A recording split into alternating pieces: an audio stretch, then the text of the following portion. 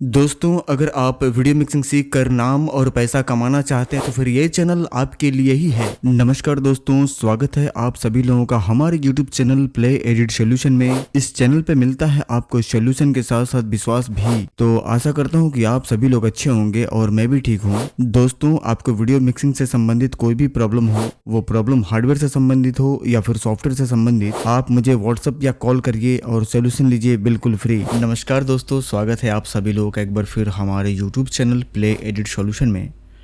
और आप लोगों ने थंबनेल देखा, बड़े उत्सुकता के साथ आप लोगों ने इस वीडियो के नोटिफिकेशन पे क्लिक किया हुआ है ये जानने के लिए कि मेरी पीसी इतनी हैंग क्यों होती है काम करते हुए।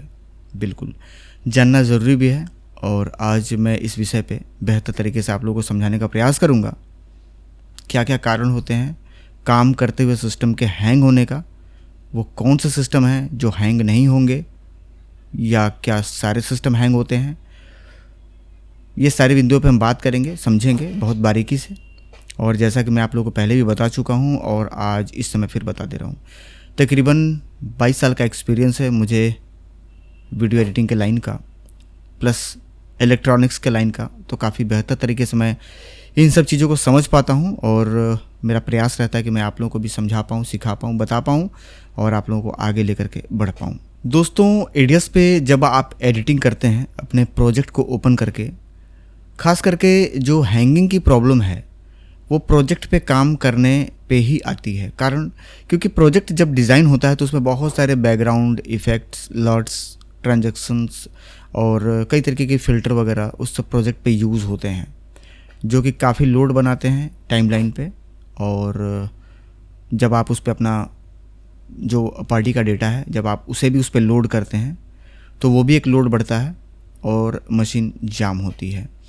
मशीन जाम होने का जो सबसे पहला कारण है, आज हम उस पर बात करना चाहेंगे। तो सबसे पहला जो कारण है वह है आपके कंप्यूटर का बहुत ओल्ड वर्जन का होना। बहुत ओल्ड वर्जन का सिस्टम लोग यूज़ करते हैं। आप में से बहुत ऐसे मेरे बंधु होंगे जो इस वीडियो को देख रहे हैं और काफ़ी पुराने सिस्टम आप यूज़ कर रहे होंगे, जैसे कि 2nd जनरेशन, 3rd जनरेशन और 4th जनरेशन। आज के तारीख में 12, 13, 14 जनरेशन का ज़माना आ गया है, मार्केट आ गई है। इंटेल ने अपना फाइनली 14 जनरेशन प्रोसेसर लॉन्च कर दिया है। वो अलग बात है कि कोई अपडेट उसमें उन्होंने नहीं दिया, बस इधर का उधर करके कुछ जुगाड़बाजी करके और उन्होंने 14 जनरेशन लॉन्च कर दिया है। कुछ भी नहीं है, 13, 14 में कोई भी डिफरेंस नहीं है। आप यूट्यूब पे बहुत सारे लोग वीडियो बना रखे हैं, आप देख लीजिएगा, कहिएगा तो मैं भी बना करके आप लोगों को समझा दूंगा। लेकिन मैं उन्हीं वीडियो को बनाने में अपना समय खर्च करना चाहता हूं, जिस वीडियो को बना करके मैं आप लोगों को कुछ बता पाऊँ या सिखा पाऊँ, या फिर आपका समय मैं वहाँ लगवाना चाहता हूँ जहाँ आपको जो टाइम लगा रहे हैं वीडियो को देखने में कुछ सीखने को मिले। क्योंकि आप में से बहुत सारे लोग मेरे नेचर से वाकिफ़ हैं कि मैं बहुत साफ़ सुथरा बात करना और बहुत साफ़ सुथरा काम करना पसंद करता हूं। फिलहाल आज का जो टॉपिक है हम उस पर वापस आ जाते हैं और बात करते हैं। सबसे पहले सिस्टम का जो आपका जनरेशन है, ओल्ड जनरेशन, उसे आप बदल करके नए जनरेशन का लीजिए। अब आप कहेंगे सर मेरा सिस्टम तो चल रहा है बहुत बढ़िया, आज से नहीं, मैं तकरीबन 12-13 साल से चला रहा हूँ। मैंने 3rd जनरेशन मशीन असेंबल करवाई थी, या मुझे कहीं बहुत सस्ते प्राइस में सेकेंड हैंड मिला था, मैंने ख़रीद लिया है इस बीच या 2 साल पहले, या जिस समय 3rd जनरेशन आई थी उस समय। तो आज के तारीख में भी वो सिस्टम बेहतर तरीके से काम कर रहा है, तो आप उसे बदलने के लिए क्यों कह रहे हैं। देखिए, इसमें समझना ये ज़रूरी है कि दुनिया का, बहुत ध्यान से समझिएगा, प्रकृति का ये नियम है, जो नेचर है हमारा, उसका नियम है कि जो चीज़ एक बार इस दुनिया में आ गई, जो बन गया, एक समय पे जाकर के उसको ख़त्म हो जाना है और धीरे धीरे उसकी परफॉर्मेंस लो होनी है। अब आपके दिमाग में एक सवाल चालू हो गया होगा कि सर क्या कंप्यूटर के भी परफॉर्मेंस गिरते हैं क्या?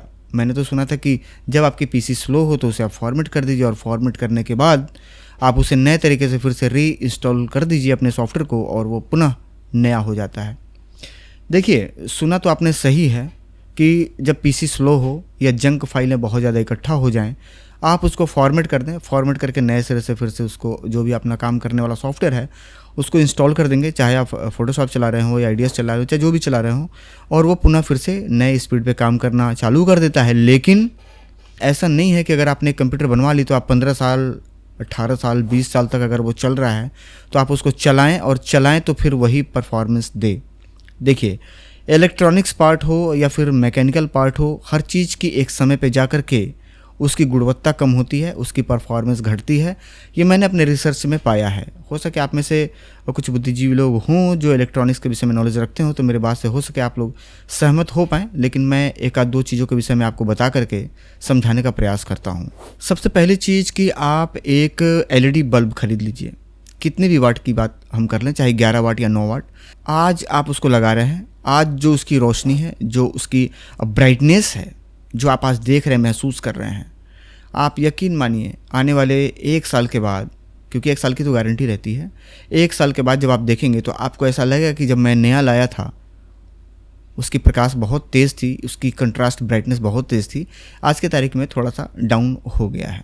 ठीक है, चलिए इसको हम दूसरे उदाहरण से समझते हैं। एक तो ये मैंने आपको LED वाली बताई, अब मैं आपको बताता हूँ CRT TV यानी कि कलर TV, जो पहले बड़ी वाली टीवी आती थी, वो भारी वाली, जिसमें कांच का शीशा लगा हुआ होता था और जिसकी वजन तकरीबन 40 किलो 45 किलो 30 किलो की टीवी होती थी। उसमें जो पिक्चर ट्यूब लगते थे, वो पिक्चर ट्यूब भी आने वाले कुछ सालों बाद डाउन हो जाता था, चाहे वो black and white picture tube हो या फिर कलर पिक्चर ट्यूब हो। बहुत ध्यान से समझिएगा मेरी बात को, ये हर कोई आपको नहीं बताएगा। उसको क्या होता था कि 10 साल बाद जब डाउन होती थी तो फिर उसको चार्ज करवाते थे लोग, या फिर पिक्चर ट्यूब ही चेंज करनी पड़ती थी।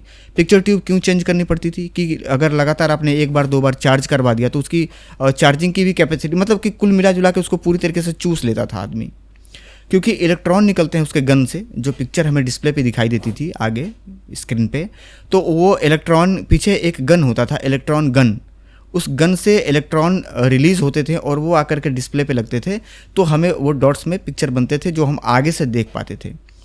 इलेक्ट्रॉन धीरे धीरे करके जाम हो जाता है। जाम कैसे हो जाता था? क्योंकि इलेक्ट्रॉन जब निकलती है तो वो रेज में निकलती है, किरणों में, और उसका भी एक तरीके के जैसे फंगस मान के चलिए, जैसे आप देखेंगे कहीं बिल्डिंग हो रही है या कहीं गैस जल रहा है, उसका बर्नर पे आप देखेंगे तो जहाँ से भी ऐसा कुछ विसर्जन हो रहा है, जहाँ से कुछ निकल रहा है रेज टाइप का या फिर प्रकाश टाइप का, कुछ ऐसा चीज़ अगर निकल रहा है, जैसे आप लाइटर देख लीजिए, कौन सा लाइटर जो वेल्डिंग करते हैं, गैस वेल्डिंग वाली, उसकी भी नोजल जाम हो जाती है, तो वो जाम हो जाती थी।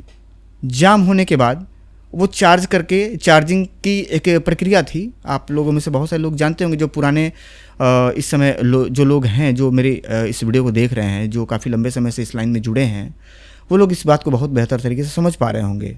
चार्ज करने के बाद जो उसके गन थे वो साफ़ हो जाते थे, और क्योंकि जहाँ से इलेक्ट्रॉन विसर्जन होता था तो वो उसकी भी एक फिलामेंट होती थी, उसकी एक एलिमेंट होती थी, वो भी डाउन होती थी, तो फिर भी 1-2 बार चार्ज करके उसको हम लोग काम में ले लेते थे।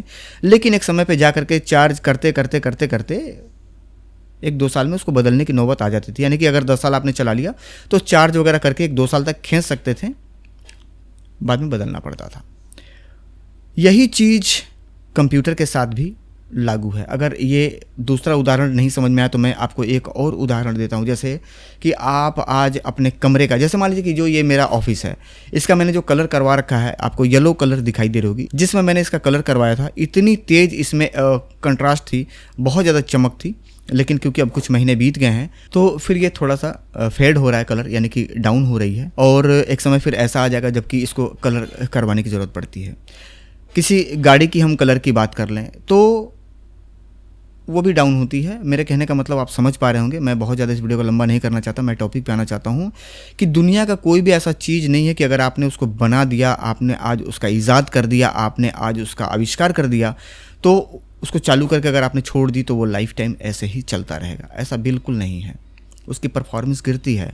ठीक ऐसे ही कंप्यूटर, जिस दिन आप उसको असेंबल कर देते हैं और जब वो काम करना चालू करता है, तो चाहे मदरबोर्ड की हम बात कर लें, क्योंकि मदरबोर्ड में बहुत सारे IC और चिपसेट वगैरह लगे होते हैं, तो उसमें भी इलेक्ट्रॉन वगैरह रन करता है, करंट रन करती हैं, सिग्नल्स रन करते हैं, तो वो भी एक समय पे जाकर के धीरे धीरे डाउन होते हैं। और उसी तरीके से कंप्यूटर के प्रोसेसर, जिसमें कि मिलियन में प्रोसेसर लगे होते हैं, तो वो भी काम करते करते करते करते डाउन होते हैं। और क्योंकि प्रोसेसर जब आप रेंडर पे लगाते तो वो हीट करता है, फिर जब रेंडर ख़त्म होती है तो फिर वो नॉर्मल होता है, फिर हीट नॉर्मल, तो ये करते करते करते करते एक समय पे जा कर के उसकी भी जो पावर है वो कम हो जाती है, बंद नहीं होती है। मैं बंद की बात नहीं कर रहा, मैं ये नहीं कह रहा कि कंप्यूटर ख़राब हो जाएगा, नहीं, चलती है लेकिन डाउन हो जाती है। अब यहाँ पे आपको समझना ये है कि कभी भी कोई भी कंप्यूटर, जैसे कि आपने थर्ड जनरेशन कंप्यूटर कहीं से सेकंड हैंड खरीदा और जिसने आपको बेचा, जैसे कि फोर्थ जनरेशन मार्केट में आई, उस समय आपको उसने, या फिफ्थ जनरेशन आई, उस समय उस आदमी ने आपको एक थर्ड जनरेशन मशीन दे दिया आधे से नीचे दाम पे। अब आपने ये सोचा कि भाई core i7 machine third generation बहुत कम प्राइस में मुझे मिल रही है, इस मौका को गंवाने से बढ़िया क्यों ना मैं उस मशीन को खरीद लूँ और कोई और खरीद ले इससे पहले मैं खरीद लूँ। समझने वाली बात यह है, देखिए ये मैं आप लोगों को बताना चाहता हूँ और मैं कई दिनों से सोच रहा था कि मैं इस पर बात करूँ आप लोगों से। कभी भी कोई भी आदमी जब किसी भी सेकेंड हैंड सामान को बेचता है, बगैर प्रॉब्लम के नहीं बेचता है, चाहे वो कंप्यूटर हो, कैमरा हो, बाइक हो, कार हो, किसी भी चीज़ को कुछ ना कुछ प्रॉब्लम रहती है, जब भी इंसान उस चीज़ को बेच करके उसके जगह दूसरा खरीदना चाहता है। जैसे घर या मकान हो गया, किसी कारण के कोई भी आदमी कुछ भी नहीं बेचता। अगर कोई आदमी मकान बेच रहा है ना, तो जाहिर सी बात है कि उस मकान में कुछ ऐसे दोष हैं जिससे वो परेशान है, या फिर उसकी नौकरी कहीं ऐसे जगह लग गई है जहाँ पे अब जाकर के उसको शिफ्ट होना है अगले 10 से 15 साल के लिए। तो अब ये घर बेच करके वहाँ पे उसी पैसे से या फिर कुछ पैसा और उसमें लगा करके उससे ज़्यादा या उतना ही ज़मीन कहीं और खरीद करके मकान बनवाना चाहता है। तो मेरे कहने का मतलब ये है, इसको समझिए आप थोड़ा सा, कि बगैर कारण कुछ भी नहीं बिकता, बगैर कारण के कोई भी कुछ भी नहीं बेचता। अगर कोई आपको बेच रहा है तो समझिए उसके पीछे कारण होगा, कुछ ना कुछ तो परेशानी होगी उस कंप्यूटर से, कोई ना कोई प्रॉब्लम तो होगा उस कैमरे में जो तत्काल में आपको नहीं दिख रही है, लेकिन कहीं ना कहीं वो परेशान है इसलिए बेच रहा है। या तो स्लो स्पीड हो गई है, उसको और फास्ट स्पीड की कंप्यूटर चाहिए नए जनरेशन में, तो बेच रहा है, या फिर कुछ ना कुछ प्रॉब्लम है। अब आप ये कहेंगे कि क्या सर सेकेंड हैंड कंप्यूटर क्या वाकई में नहीं खरीदना चाहिए? नहीं, ऐसा नहीं है, खरीद सकते हैं आप, लेकिन काम क्या करना है इस बात को ध्यान में रखते हुए आपको सेकेंड हैंड कंप्यूटर खरीदना है। वीडियो एडिटिंग के लिए कभी भी सेकेंड हैंड कंप्यूटर नहीं खरीदना चाहिए, कारण क्योंकि वीडियो एडिटिंग में बहुत ज़्यादा टाइमलाइन पे लोड बढ़ता है, बहुत ज़्यादा प्रोसेसर और मदरबोर्ड को काम करना पड़ता है, बहुत ज़्यादा उस पर लोड पड़ता है। तो ऐसे कंडीशन में आपके पास एक high speed motherboard, high speed processor, यानी कि कुल मिला जुला के एक पावरफुल हाई स्पीड कंप्यूटर होना चाहिए। अब यहाँ पे आप जब लेटेस्ट जनरेशन में जाएंगे तो ही आपको आज के तारीख का सबसे तगड़ा प्रोसेसर और तगड़ा मदरबोर्ड आपको उसके साथ मिल पाएगा। दूसरी बात यह है कि कभी भी कंप्यूटर पुराना अगर आप खरीदते हैं तो वो डाउन रहता है, क्योंकि भाई 10 साल पीछे से काम कर रहा है तो उसकी परफॉर्मेंस कम हो रही है। आज के तारीख में अगर आप प्रोसेसर कोई खरीद रहे हैं तो क्लॉक स्पीड भी आपको तेज़ मिलेगी। दूसरी बात कि वो बिल्कुल नया है तो परफॉर्मेंस कई गुना ज़्यादा फास्ट आपको मिलेगा। अब यहाँ पे एक चीज़ और समझ लीजिए आप, कुछ काम करने के तरीके हम लोगों के गलत हैं या फिर हम उनको नहीं समझ पाते हैं, जिसके वजह से हमारे सिस्टम स्लो और हो जाते हैं।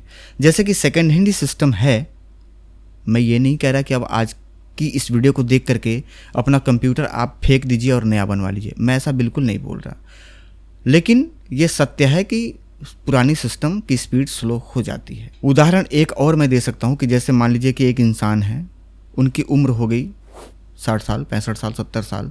अब आप चाहें कि उनको मैं कितना भी विटामिन का पाउडर खिला लूँ, प्रोटीन पाउडर, कितना भी उनको विटामिन के इंजेक्शंस लगवा लूँ, कितना भी उनको मैं नया ब्लड उनका चेंज करवा करके नया ब्लड उनके शरीर में डाल दूँ, लेकिन भाई साहब बुढ़ापा तो बुढ़ापा ही है, क्योंकि वो उम्र से आई है। आप कुछ भी कर दीजिए उनके लिए, कुछ भी खिला दीजिए, पर पूरी तरीके से आप उनके बुढ़ापे को ख़त्म नहीं कर पाएंगे। हाँ, वो अलग बात है कि जहाँ उनको 70 साल पे दुनिया छोड़ करके जाना है, आप 5 साल खींच सकते हैं, आप 10 साल उनको खींच सकते हैं, लेकिन आप ये कहें कि मैं उनको जवान बना दूंगा, पॉसिबल नहीं है सर, नहीं संभव है। नेचर है बनाया हुआ इस पृथ्वी का, भगवान का, कि जो चीज़ एक बार आ गई वो जाना है। अब देखिए यहाँ पे एक चीज़ और मैं आपको बता दूँ, लोहे का ट्रेन आप देख रहे होंगे, इतनी मजबूत होती है, उस पर भी आप देखते होंगे लिखा हुआ रहता है कि रिलीज़ तारीख 2005 और वापसी 2018। अक्सर आप देखिएगा बोगी पे लिखा हुआ रहता है, वापसी भी क्लियर रहती है कि इतने दिन के बाद ये बोगी रिपेयर के लायक हो जाएगी और इसे पुनः यार्ड में डाल करके उसे काट करके फिर से नए सिरे से बनाया जाएगा और नए सिरे से असेंबल की जाएगी, यानी कि वो रिजेक्ट में आ जाएगा। इसी तरीके से आपके कंप्यूटर भी हैं। ये वीडियो मैं क्यों बना रहा हूँ, ताकि आप लोगों को समझ में आ सके, और ये वीडियो अभी तक मैंने देखा किसी ने समझाने का प्रयास नहीं किया यूट्यूब पर, इसलिए मैं आज अपना कीमती समय निकाल करके, आपकी कीमती समय ले करके इस वीडियो को बना करके आप लोगों को बता रहा हूँ, समझा रहा हूँ, ताकि आप लोग समझ लें। अगर आपने मन बनाया है कहीं सेकेंड हैंड कंप्यूटर खरीदने का, मत खरीदिएगा। अगर आपको i5 कंप्यूटर सेकेंड हैंड मिल रहा है, आप उसके जगह i3 बनवा लीजिए आज के जनरेशन का। आप यकीन मानिए, मैंने रिसर्च कर रखा है, आपकी आज की तारीख की i3 आपके सेकेंड हैंड i5 से ज़्यादा तेज़ चलेगी, फास्ट चलेगी। क्यों? क्योंकि वो 4th जनरेशन है और ये 12th जनरेशन है। तो ये गलती कभी ना करिएगा। अब कुछ आपको टिप्स बताते हैं, उसको समझने का प्रयास करिए और ये जानने की कोशिश करिए, बहुत ध्यान से समझेंगे उसको। अब जब अपने अंदर उतारेंगे उसको एक नियम बना करके, एक उसका नियम बनाइए, उसको फॉलो करिए, आपका काम वाकई में आसान हो जाएगा। अब देखिए, मैं आपको कुछ भी बताने से पहले, मैं आज एक भाई साहब हैं, उनके सिस्टम पे मैं गया था। उनका नाम मैं नहीं रखना चाहूँगा और वो कहाँ के हैं मैं ये भी आप लोगों को नहीं बताना चाहूँगा।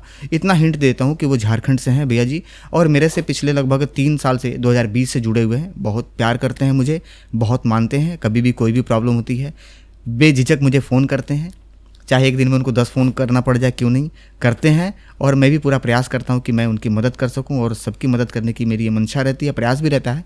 आज उनके सिस्टम पे मैं गया था, उनको कुछ परेशानी थी जिससे वो पीड़ित थे। उनकी परेशानी को देखते हुए जब मैंने रिसर्च किया तो कुछ प्रॉब्लम मुझे दिखी, जो कि मैं उनको बता दिया कि आप जो प्रोजेक्ट पे काम कर रहे हैं बहुत ज़्यादा उस पर लोड है, तो उस लोड को कम करने का मैंने तरीका बताया। दूसरी तरीका मैंने आज ये बताई कि आप जो अपने सिस्टम पे जो हार्ड ड्राइव आप लगा रखे हैं, उस हार्ड ड्राइव की संख्या को कम करिए। अब आप सोचेंगे सर कि सिस्टम जो उनका बना था वो एक बार आप बताइए कि वो सिस्टम कौन सा था। सबसे पहले तो मैं आप लोगों को एक स्क्रीनशॉट मैंने उनसे मंगवाया है, उनके सिस्टम से मैंने उनको बोला, उन्होंने क्लिक किया, मैंने मंगवाया है। एक बार मैं उसको दिखाना चाहता हूँ आपको। दोस्तों, सामने आपको स्क्रीनशॉट दिखाई दे रही है और इसमें आप देख पा रहे होंगे कि कितने हार्ड ड्राइव उनके लगे हैं। एक सी ड्राइव को छोड़ करके 4 हार्ड ड्राइव रनिंग कंडीशन में है और ये जो सिस्टम है ये है कोर i7 3rd जनरेशन। अब आप ये कह रहे होंगे कि सर जितने भी हार्ड ड्राइव उसमें लगे हैं सब में कहीं ना कहीं डेटा होगा, तो हम किस तरीके से सारे हार्ड ड्राइव को निकाल दें, और अगर हम निकाल देंगे तो फिर हम काम कैसे करेंगे। बिल्कुल सही बात है।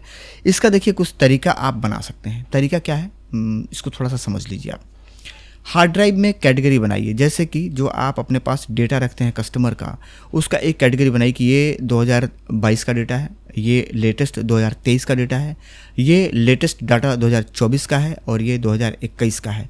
हार्ड ड्राइव में सब में सन लिखिए और डेटा हर साल का आप सेव करते जाइए, और इसमें डेटा आप हमेशा छांटते रहिए। जो डेटा बन गया उसको डिलीट करते रहिए, और डेटा डिलीट करते रहेंगे तो आपकी जो स्टोरेज है वो खाली होती रहेगी और फिर आपको बहुत ज़्यादा हार्ड ड्राइव जोड़ने की ज़रूरत लगभग बहुत कम पड़ेगी। ऐसा तो नहीं कह सकते कि नहीं पड़ेगी, लेकिन कम पड़ेगी। और एक कोशिश करिए कि सिर्फ अधिक से अधिक अपने सिस्टम में 2 हार्ड ड्राइव आप चलाएं, अगर बेहतर परफॉर्मेंस चाहते हैं तो। अब आप कहेंगे सर काम तो हम एक ही हार्ड ड्राइव से करते हैं और लगा रहता है 3-4, उससे क्या फ़र्क पड़ता है। मैं आपको बता दूं, यहाँ पे मेरी बात अगर आपको गलत लगे या आपको अगर लगे, मैं देखिए बड़ा खुला विचार का आदमी हूँ और मैं पूरे दावेदारी के साथ बात करता हूँ। अगर आपको लगे कि नहीं सर जी मिसगाइड करते हैं अपने वीडियो में, तो मेरे से ज़्यादा कोई बुद्धिजीवी आपको दिखे या हो आपकी जानकारी में, उनसे आप बात कर लीजिएगा जो विषय मैं आपको बताने जा रहा हूँ। जब भी आप कंप्यूटर ऑन करते हैं, फिर रिपीट कर रहा हूँ, जब भी आप कंप्यूटर ऑन करते हैं, आपके सिस्टम पे यानी कि आपके मदरबोर्ड पे जितने भी हार्ड ड्राइव कनेक्ट हैं, यानी कि 4 या 6, अक्सर 4 SATA पोर्ट का मदरबोर्ड आता है जिसमें आप देखेंगे कि 4 हार्ड ड्राइव आप लगा सकते हैं, और एक मदरबोर्ड ऐसा आता है जिसमें 6 हार्ड ड्राइव लगा सकते हैं। कुछ मदरबोर्ड पहले ऐसे भी आते थे और अभी भी आ रहे हैं जिसमें आप 8 हार्ड ड्राइव लगा सकते हैं।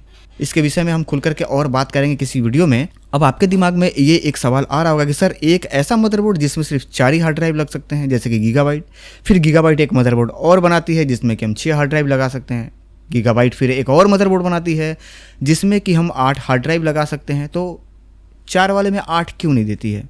बिल्कुल सही सोच रहे हैं आप, और अगर नहीं सोच रहे हैं तो फिर सोचने पर मजबूर हो जाइए। फंडामेंटल है भाई, उन्होंने फाइंड कर रखा हुआ है, हम और आप फाइंड नहीं करते हैं। इस विषय पे हम कभी बात करेंगे, बेहतर तरीके से हम आपको बताएंगे। अगर बहुत ज़्यादा इस विषय में डीप में जाकर के समझना चाहते हैं तो फिलहाल आज जिस टॉपिक पे हम बात कर रहे हैं उधर ही चलेंगे। तो अगर 4 SATA पोर्ट वाली आपने मदरबोर्ड लगा रखी है, कोर i5 की हम बात कर लेते हैं, और उसमें आपने 4 हार्ड ड्राइव लगा रखा हुआ है, बहुत ध्यान से, ठीक है।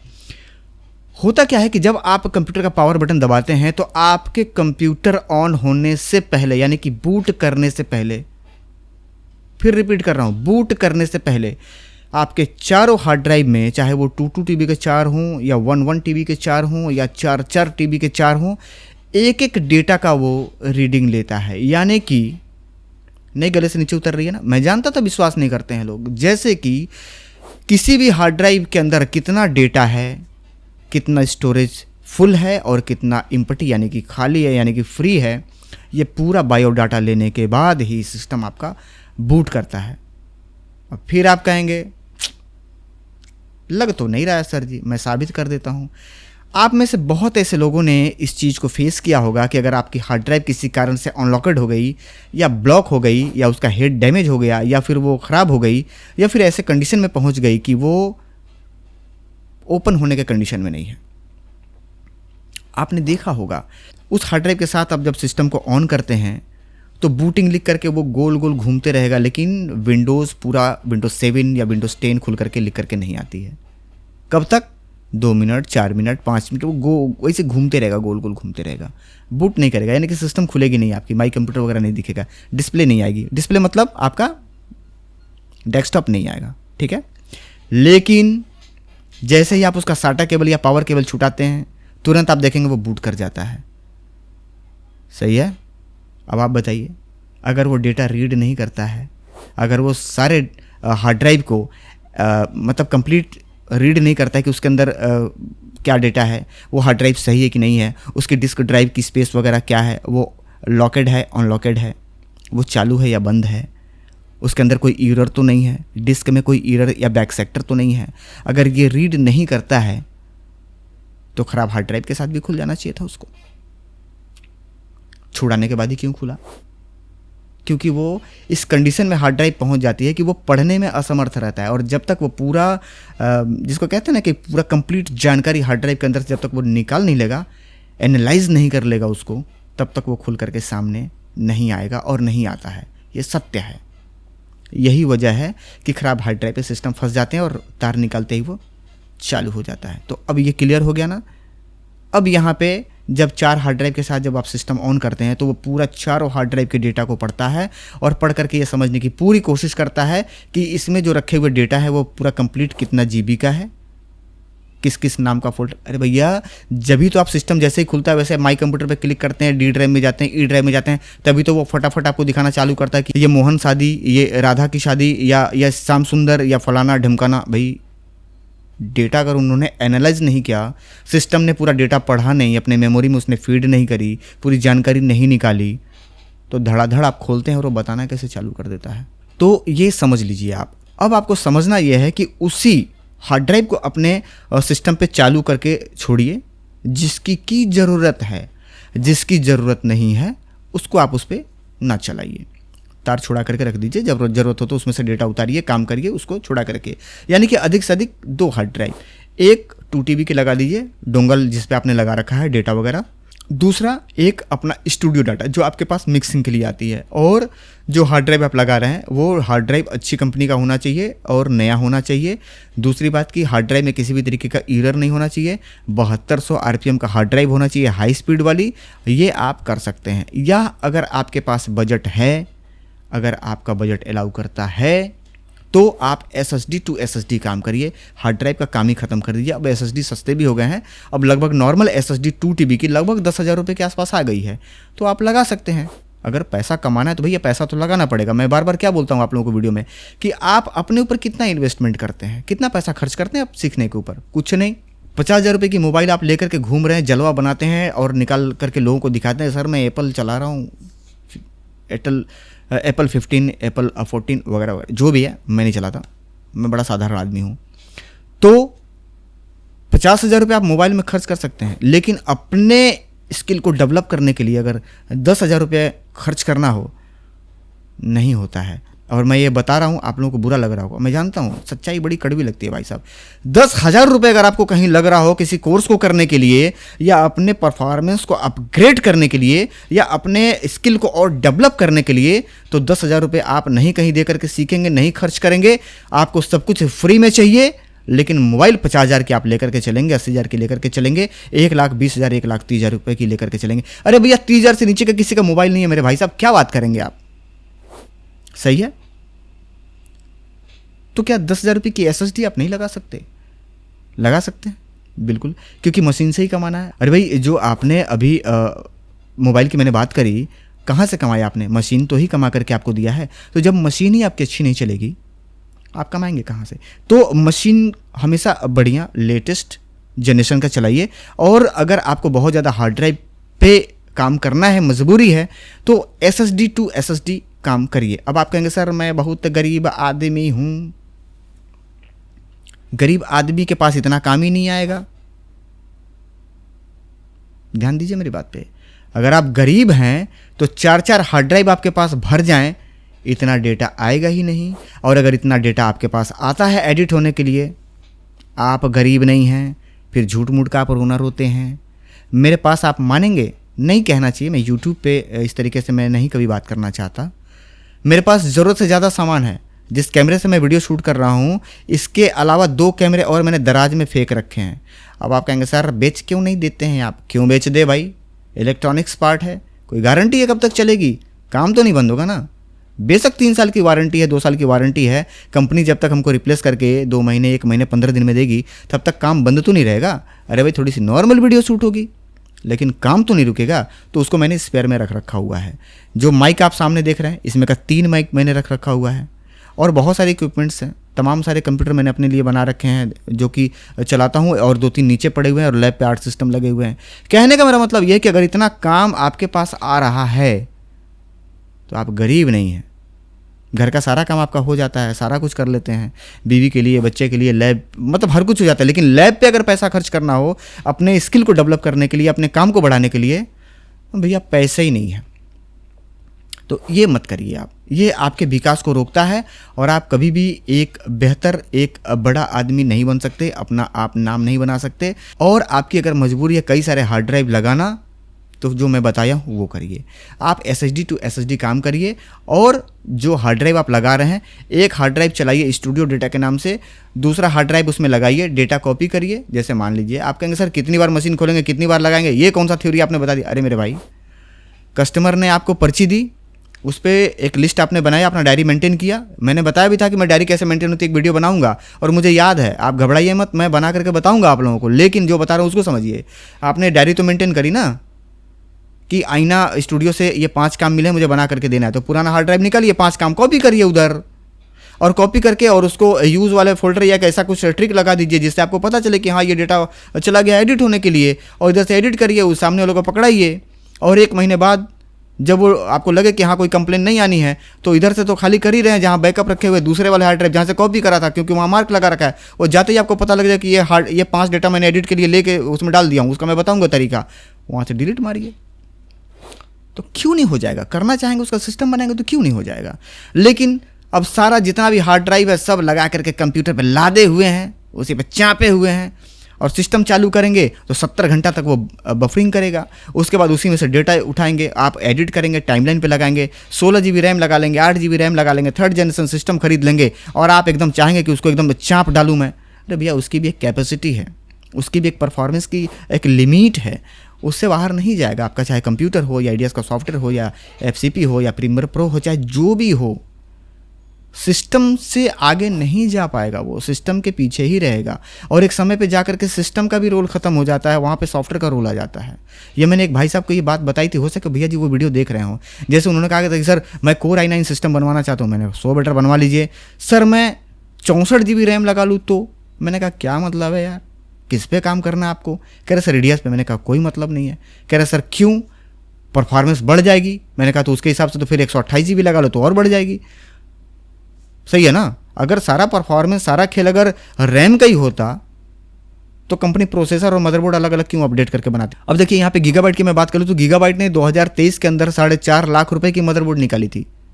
नहीं सुनाई दिया? फिर बता रहा हूँ, 4.5 लाख रुपए की मदरबोर्ड। अगर मदरबोर्ड में बेहतर क्वालिटी नहीं होती, अगर उसकी परफॉर्मेंस तगड़ी नहीं होती, तो 4.5 लाख रुपए की मदरबोर्ड कंपनी क्यों बना करके मार्केट में उतारती? तो ये समझना जरूरी है। लेकिन तब आप ये कहेंगे सर अगर मैं वही मदरबोर्ड लगा लूँ तो वाकई में EDS तो मारेगा, 2 मिनट के अंदर रेंडर कर देगा। नहीं करेगा। क्यों? क्योंकि वहाँ पे अब मशीन का रोल ख़त्म हो गया, अब आ गई वहाँ पे EDS के परफॉर्मेंस का, क्योंकि हर चीज़ का एक कैपेसिटी है, कितना तेज चलेगा। आप 4.5 लाख की मदरबोर्ड लगा करके कुल मिला जुला के 8 लाख की सिस्टम बना लीजिए, 128 GB रैम लगा लीजिए, लेकिन आप सोचें कि रेंडर टाइमिंग 1 मिनट हो जाए, रेंडर टाइमिंग 1.5 मिनट हो जाए, नहीं होगा। क्यों? वो 5 मिनट से नीचे नहीं आएगा। क्यों नहीं आएगा? कारण क्योंकि उस सॉफ्टवेयर की बिटरेट ही उतनी है, उससे नीचे नहीं जाएगा। क्योंकि अब वहाँ पे मशीन का रोल खत्म हो चुका। मशीन से जितनी परफॉर्मेंस मिलनी चाहिए थी ईडीएस को, वो उतना मिल रहा है। अब ईडीएस की परफॉर्मेंस, खुद की परफॉर्मेंस नहीं कि उससे तेज जाए, समझिएगा। तो हर चीज़ जो है वो कंप्यूटर पर नहीं डिपेंड है, सिस्टम पे ही नहीं डिपेंड है। जिस सॉफ्टवेयर पे काम करे उसकी भी एक लिमिट होती है, उसकी परफॉर्मेंस पावर होती है। जैसे EDS 5 पे एक अलग परफॉर्मेंस पावर थी, बहुत ज़्यादा क्रैश होता था। जो लोग चलाते वो जानते होंगे, पागल हो जाता था आदमी EDS 5.5 पे काम करने में, क्रैश और एरर से। उसके बाद आया EDS 6, थोड़ा सा और बेटर। उसके बाद EDS 7, EDS 7 में 5 वर्जन आए थे, लगातार कंपनी ने उसमें सुधार करी। EDS 7, EDS 7.20, फिर उसके बाद 7.21, फिर इस तरीके से करते करते कई सारे वर्जन आए थे। 7 में 5 वर्जन आए थे भाई साहब, 5 वर्जन, ठीक है ना। तो कंपनी को जब कुछ कमी दिखती है तो वो अपग्रेड करते हैं। तो करते करते आज के तारीख में हम 10 और 11 तक पहुँच गए हैं। लगातार उसकी बिटरेट में सुधार, उस पर भी कोडिंग होती रहती है। उसमें सॉफ्टवेयर की जो परफॉर्मेंस पावर है, फिर कौन कौन फाइलों को वो सपोर्ट करेगा। अब नए कैमरे कौन से आ गए मार्केट में, नया मोबाइल कौन सा आ गया, ड्रोन का डेटा कौन सा आ गया नया, जो पिछले हमारे सॉफ्टवेयर उसको नहीं एक्सेप्ट करते थे, एरर बताता था बिन में उठाने पे, समझिएगा बात को। अब हमको उस एरर को भी फिक्स करना है, उसमें वो फाइलों की कोडिंग करनी है।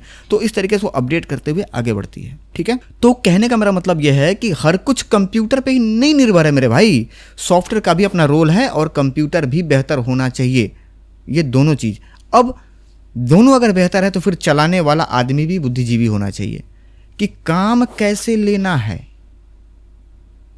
फिर आप परेशान, अब सोच रहे हैं अब ये कौन सी आपने बीमारी बीच में फिर ठूंस डाली आपने कि काम कैसे लेना। अरे करना क्या भैया, कॉपी पेस्ट करना रहता है। नहीं मेरे भाई, आप में से बहुत ऐसे लोग हैं बुद्धिजीवी पुराने, जो 10 साल 15 साल से काम कर रहे हैं। एक नया बंदा काम करेगा एक सिस्टम पे, अगर उसको परेशानी आ रही है, क्रैश आ रहा है, एरर आ रही है, आप मुझे दीजिए, मैं काम करके दिखा रहा हूँ, एक एरर नहीं आएगी। प्रोजेक्ट को कैसे ओपन करना है, कैसे कॉपी करके कैसे पेस्ट करना है, उसमें कितने टाइम की गैप चाहिए, गैप, टाइमिंग की गैप, यानी कि जैसे आपने डबल क्लिक मारा, अगर वो घूम रहा है खुलने के लिए सीक्वेंस, उस बीच में आपको फिर डबल क्लिक नहीं करना है, नहीं तो तुरंत वहाँ पे वेटिंग और क्लोज द प्रोग्राम का मैसेज आ जाता है। तो वो टाइमिंग आपको पता होना चाहिए कि एक क्लिक के बाद हमको कितना सेकंड का गैप देना है उस सीक्वेंस को खुलने में, प्लस Ctrl+C, प्लस अपने मेन वाले सीक्वेंस पे मास्टर जिस पे आपने रखा वहाँ पे आपने करा Ctrl+V। तो पेस्ट करने के बाद फिर कितने देर बाद आपको कर्सर सेलेक्ट, मतलब कर्सर को आपको दौड़ाना है, जो ब्लेड है उसको कितने देर के बाद, पेस्ट करने के कितने देर बाद उसको सरकाना है, ये टाइमिंग आपको समझ में आना चाहिए। अगर नहीं समझे हैं, आपने तुरंत प्रोजेक्ट पे डबल क्लिक मारी, पटाख से खुला, सट से कॉपी करी, फट से अपने उसमें चले गए मास्टर वाले पे, धड़ से उसमें पेस्ट मारी और लगे उस पर टाइमलाइन दौड़ाने, भैया तुरंत क्रैश हो जाएगा। और आप में से बहुत सारे लोगों के होते भी होंगे, बहुत सारे लोग इस चीज़ को पकड़ चुके हैं तो वो काम कर लेते हैं, जो इस फॉल्ट को समझ गए हैं। और जो बंदे नहीं जानते हैं उनकी बनी बनाई शादी आधे पर से पौने हिस्से पर से चौपट हो जाती है। तो ये समझना ज़रूरी है।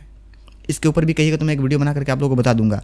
प्लस हमेशा अपने EDS से लोड कम करते रहिए। अब आप कहेंगे सर ये भी होता है क्या? जी होता है। टाइमलाइन से लोड कम करते रहिए, EDS से लोड कम करते रहिए। EDS पे जितने ही कम फाइलों की लोड रहेगी, EDS उतना ही स्मूथ चलेगा। क्योंकि मैंने एक वीडियो में पहले ही बता चुका हूँ कि EDS पे जितने भी आप प्रोजेक्ट लोड करते हैं वो लगातार निरंतर उसको रीड करते रहता है और वो लोड उस पर रहता है। तो ये भी आपको ध्यान देना है, ये भी समझना है। ये सारे ट्रिक हैं, ये सारे तरीका हैं काम करने का। और क्योंकि आज मैं PC के ऊपर बात कर रहा था तो आपको मैं PC के विषय में ही बताऊंगा और फिर डेस्कटॉप पे मैं लेकर के चलूँ। आप यहाँ पे देख पा रहे होंगे, फिर एक बार मैं दिखा दूँ कि यहाँ पे भैया जी ने 4 हार्ड ड्राइव लगा रखे हैं।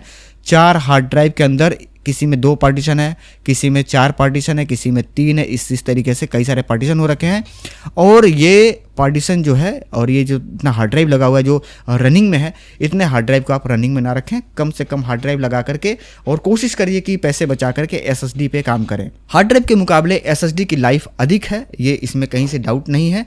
और SSD की परफॉर्मेंस हार्ड ड्राइव के मुकाबले 35 गुना ज़्यादा फास्ट है। अब यहाँ पे देखिए कई सारी चीज़ें हैं जो आप लोगों को समझनी पड़ेगी। भाई ये वीडियो बहुत लंबी हो जाएगी अगर मैं सारी चीज़ों के विषय में बताने लग जाऊँगा, लेकिन मुझे भी पता है कि आप लोगों को मज़ा आ रहा है, सीख रहे हैं, समझ रहे हैं। तो मैं थोड़ा सा और बता दूँ कि अगर आपका कंप्यूटर ओल्ड वर्जन है और अगर आपने विंडोज़ का वर्जन गलत डाल रखा है तो भी मशीन जाम चलती है। आपने अगर ड्राइवर गलत डाल रखा है तो भी सिस्टम हैंग होगी, तो भी सिस्टम स्लो होगी, क्रैश होगी। अगर आपने ड्राइवर नहीं रखा हुआ है आपके पास कॉपी करके, ओरिजिनल ड्राइवर की मैं बात कर रहा हूँ, जो नहीं है, कई बार आपने देखा होगा कि DRP आती है, ड्राइवर पैक सोल्यूशन। आप में से बहुत सारे लोग ऐसी गलती करते हैं, उसको डाल रखे हैं, उसको डबल क्लिक मारेंगे और उससे वो सारा आप जो ड्राइवर है वो डाल लेते हैं। उसमें क्या होता है कि दुनिया भर के कूड़ा कचड़ा उठा करके इंटरनेट से आपको भर देगा, उसमें दुनिया भर के ब्राउज़र डाल देगा, ऐसे ऐसे एंटीवायरस डाल देगा, ऐसे ऐसे उसमें क्या कहते हैं उसको कि एक्सटेंशन भर देगा, दुनिया भर का ऐड आएगा, उसमें आपका लगेगा जापानी तेल का ऐड आने, आप समझ रहे हैं मैं क्या कहना चाहता हूँ, और जापानी तेल का ऐड आने लग जाएगा, नूरानी तेल का ऐड आने लग जाएगा। तो ये सब मत करिए मेरे भाई, ओरिजिनल ड्राइवर डालिए। और ओरिजिनल ड्राइवर अगर आप कहेंगे सर मेरे पास तो CD थी पर गायब हो गई, अब मेरे पास है नहीं, तो अब इसका क्या फंडामेंटल है। तो ओरिजिनल ड्राइवर जैसे कि अब जो मदरबोर्ड आ रहे हैं 12 जनरेशन 13 जनरेशन, इस पर तो डायरेक्ट आपको उसके वेबसाइट से लोड हो जाता है। लेकिन अगर आपके पास 3rd जनरेशन है, 4th जनरेशन है और 6वां जनरेशन है, 7वां जनरेशन है, तो इस पे भी आप इसका ओरिजिनल ड्राइवर डाउनलोड करके रख सकते हैं। अगर आप कहिएगा तो मैं कंप्लीट एक वीडियो बना करके बता दूंगा। देखिए आप कमेंट करेंगे तो ही मुझे पता लगेगा कि आपकी परेशानी क्या है। तो ये चीज़ें हैं, तो इसको भी समझना पड़ेगा आपको। बहुत सारी चीज़ें होती हैं। एक सिस्टम के स्लो होने के पीछे EDS का क्रैश होने का कारण, एक EDS का क्लोज द प्रोग्राम होने का कारण, एक EDS का बार बार डंप होने का कारण सिर्फ 2-4 वजह नहीं है, बहुत सारे वजह हैं। और इसको आप तभी समझ पाएंगे जब लगातार किसी अच्छे बुद्धिजीवी आदमी की वीडियो को देखेंगे जिसके पास तकरीबन 10-20 साल का नॉलेज हो, जिसने रगड़ा हो इस लाइन को। तो ये आज का जो टॉपिक था ये मैं बताना ज़रूरी समझता था। और आज का टॉपिक क्या था कि हार्ड ड्राइव की संख्या कम रखें, और अगर मजबूरी है तो कोशिश करिए कि आप SSD to SSD काम करें। अब इस वीडियो में जितने भी चीज़ें मैंने आपको बताई, अगर इनमें से आपको कुछ भी सीखना है या जानना है तो फिर इस वीडियो के नीचे कमेंट करके बताइएगा, मैं डायरी पे नोट करूंगा, उसके ऊपर कंप्लीट जानकारी मैं अगली वीडियो में दूंगा। उम्मीद करता हूं दोस्तों कि इस जानकारी से आप संतुष्ट हो चुके होंगे, और कुछ भी अगर आपको सीखने को मिल गया है तो इस वीडियो के लिंक को अपने WhatsApp ग्रुप में शेयर कर दीजिएगा।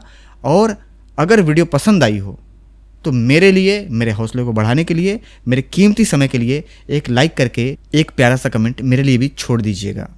जाते जाते मैं आप लोगों को बता दूं कि EDS पे काम किस तरीके से की जाती है और उसकी टाइमिंग वगैरह क्या है, परफॉर्मेंस क्या है, डेटा किस तरीके से हम सभी जो एडिटर है बंधु उनको किस तरीके से रखना चाहिए, इसका भी एक सिस्टम है। कई बार आप देखेंगे कस्टमर फ़ोन करेगा तो मिक्सिंग का डेटा मिलेगा तो रॉ फाइल नहीं मिलेगी, रॉ मिलेगा तो मिक्सिंग नहीं मिलेगी, फुटेज नहीं मिलेंगे, जो गर्ल बॉय कपल के हैं प्रोजेक्ट नहीं मिलेगा। कई बार 1 नंबर पार्ट D ड्राइव में पड़ा हुआ है तो 2 नंबर पार्ट रेंडर करके पता ही नहीं चलेगा कहाँ गया। तो इन सब परेशानी से अगर बचना चाहते हैं तो आप बताइएगा, मैं कंप्लीट एक वीडियो बना करके बताऊँगा, और इंतजार रहता है आप लोगों के कमेंट का, और आप लोग जो चाहते हैं मैं वही बना करके आप लोगों को देता हूँ। ये जानकारी देना ज़रूरी था। अब यहाँ पे कोशिश यही करिए, फिर मैं आपको बता दूँ जाते जाते कि हमेशा लेटेस्ट जनरेशन मशीन बनवाइए, और लेटेस्ट जनरेशन मशीन बनवाने के साथ साथ हमेशा हार्ड ड्राइव की संख्या उसमें कम यूज़ करिए। और बहुत गजब की चीज़ बताने जा रहा हूँ, कहिएगा तो मैं इसके ऊपर फिर जानकारी एक दूँगा। आप में से बहुत ऐसे लोग हैं जो ये सोचते हैं कि भैया एक कंप्यूटर हमने ख़रीद ली, 10 साल की छुट्टी हो गई, 10 साल तक ये सिस्टम चलेगा, 10 साल तक चाहे हम जिस रेट पे मिक्सिंग करें हमें तो भाई मुनाफा ही है। डोंगल ख़रीदा हमने लाइफ टाइम, चाहे किसी भी कंपनी का हो, और हमने कंप्यूटर ख़रीद लिया, 8-10 साल 15 साल 12 साल की छुट्टी है, कोई दिक्कत नहीं। अब चाहे हम 1500 की मिक्सिंग करें, चाहे 1000 की करें, या 800 की करें, या 500 की करें, और 500 भी नहीं दे रहा अगर भाग रहा है तो 400 में ही कर दें। कुछ लोग तो ऐसे जो बताते हैं भैया हमारे यहाँ 300 रुपये मिक्सिंग हो जाती है। तो ये सोच करके काम ना करिए। कंप्यूटर की लाइफ कभी भी लाइफ टाइम नहीं है। एक कंप्यूटर का अपना एक लिमिट होता है। मैं फिर बता दूं कि ख़राब नहीं होता, बंद नहीं होगा, लेकिन उससे भी काम लेने का उसका स्पीड का एक टाइम पीरियड होता है। उतने दिन में ही आपको पैसा निकाल लेना होता है। अगर उसके बाद अगर आप लेट करते हैं उस कंप्यूटर से पैसा निकालने में तो फिर कंप्यूटर बहुत ज़्यादा स्लो हो जाएगी, फिर उसको लेकर के आपको लाइफ टाइम झेलना पड़ेगा। और जब आप एक बार रेट ख़राब कर देंगे अपने मार्केट में, अपना वैल्यू ख़राब कर लेंगे, वहाँ की मार्केट ख़राब कर देंगे, तो फिर ना तो आप रेट बढ़ा पाएंगे ना आप 4 पैसे कमा पाएंगे। कंप्यूटर की लाइफ कितनी होती है, फिर एक बार रिपीट कर रहा हूँ कि कंप्यूटर की लाइफ कितनी होती है, कैमरे की लाइफ कितनी होती है, कितने दिन में पैसा निकाल लेना चाहिए हम लोगों को मिक्सिंग करके या फिर फोटोग्राफी या वीडियोग्राफी करके। अगर ये भी जानना चाहते हैं बताइएगा, मैं एक जानकारी इसके ऊपर भी एक वीडियो बना करके आप लोगों को दे दूंगा। फिलहाल इस वीडियो को यहीं ख़त्म करते हैं और मिलेंगे फिर किसी दूसरे वीडियो में किसी नई जानकारी के साथ या फिर किसी नए ट्यूटोरियल के साथ। तब तक के लिए आप सभी लोगों को प्यार भरा नमस्कार। जय हिंद दोस्तों।